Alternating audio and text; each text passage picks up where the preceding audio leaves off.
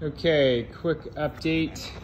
So I contacted, I think I mentioned this earlier, but contacted the manufacturer of the dipole VHF antenna and spoke about it, emailed, didn't get a reply back. I sent him pictures of my planned location and how it would interact with the spars and the carbon stiffeners. But I just made a decision. I Hysol'd it in place. It's attached 2 points on these strips. They're crossing the dipole VHF, so it should have minimal interference.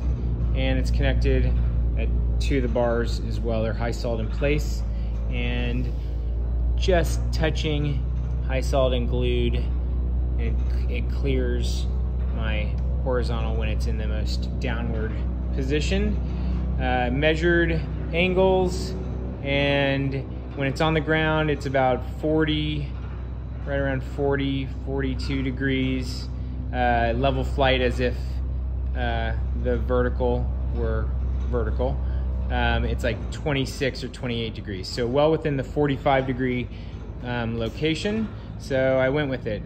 Worst case scenario, it is a really expensive piece of fiberglass that was added to my tail, and I'll just end up putting like a Ramy VHF there behind my turtle deck. So, and that actually looks pretty cool too. So I'm just going for it. So if I don't get the coverage, the signal strength that I need, then I will just scrap it, unplug it, reroute the BNC connector, the coax cable, to a better position.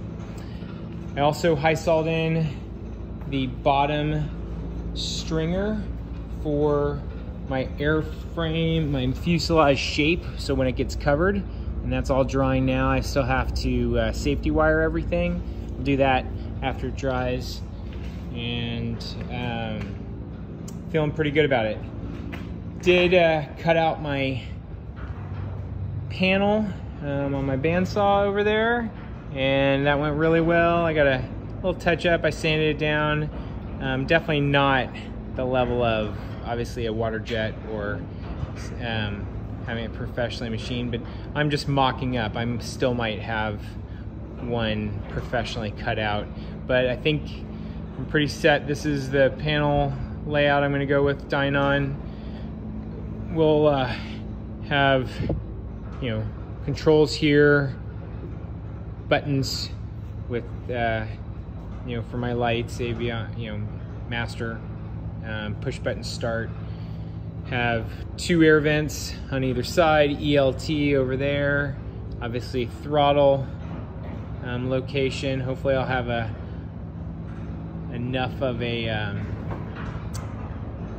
top area where I can put a little Kipfox logo, and I'll have the passenger warning on either one of those areas, laser engraved.